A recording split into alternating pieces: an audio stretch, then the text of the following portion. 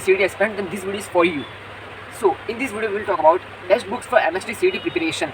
This video is basically for both the groups PCM and PCB. So let's start the video. Guys, first of all stay chill, relax रहो, अभी 3 महीने बाकी है.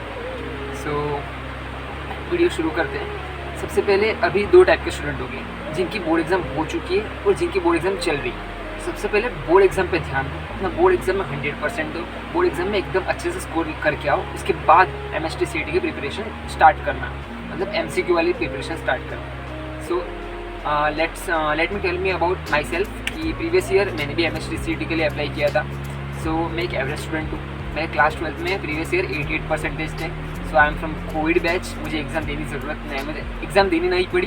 बिना exam देखे हमारे मार्क्स आ गए थे, परसेंटेज आ गए थे. सो मेरी इतनी प्रिपरेशन थी ही नहीं असली में. सो बाद में जैसे ही हमारा 12th का रिजल्ट आया, 88% आ गया मेरे को.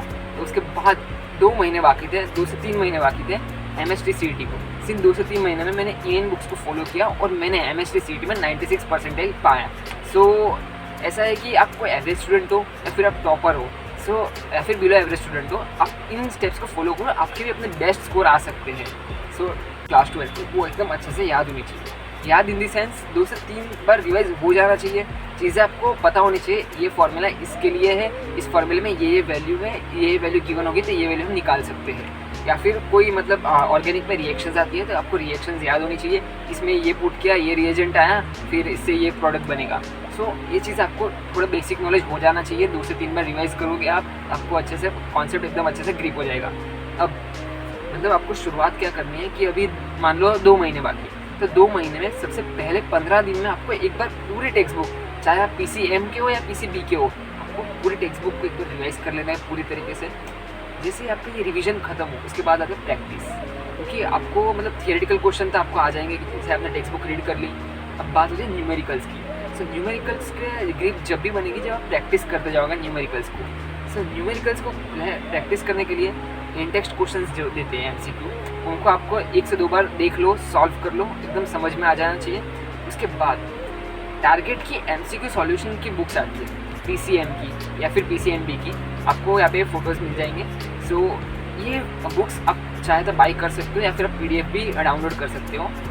और इन बुक्स में सिर्फ MCQs होंगे जो प्रैक्टिस के लिए बहुत इंपॉर्टेंट है. आप कॉन्सेप्ट टेक्स्ट बुक से सीखोगे और प्रैक्टिस के लिए टारगेट की बुक से प्रैक्टिस करोगे क्वेश्चंस को.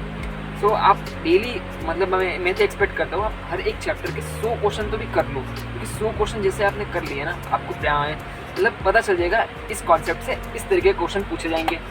सो आपको ये मालूम हो जाएगा कि आपको ये गिवन वैल्यू से आपको ये निकालना है, ये वैल्यू निकालनी है, तो इस फॉर्मूले में पुट करेंगे तो ये वैल्यू आ जाएगी.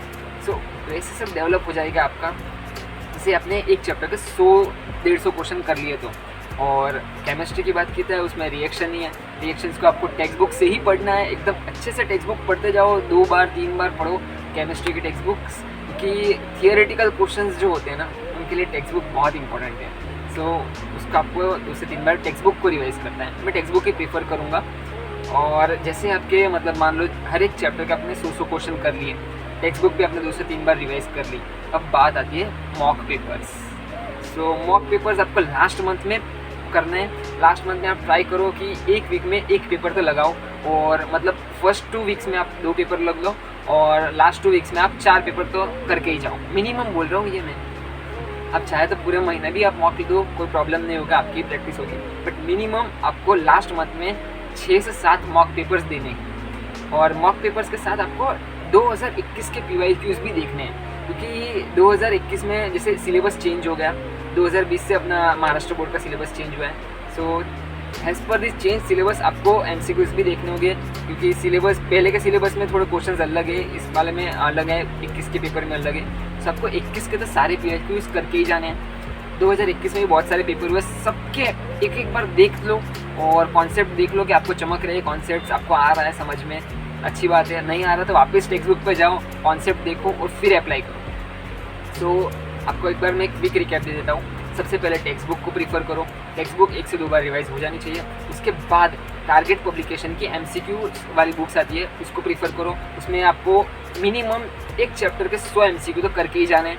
उसके बाद आते हैं MST CET के solved mock papers.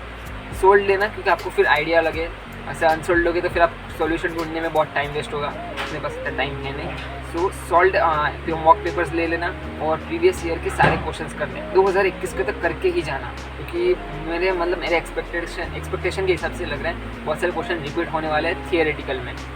So best of luck for you, और सबके एकदम अच्छे से स्कोर आए। So let's see you in the next video.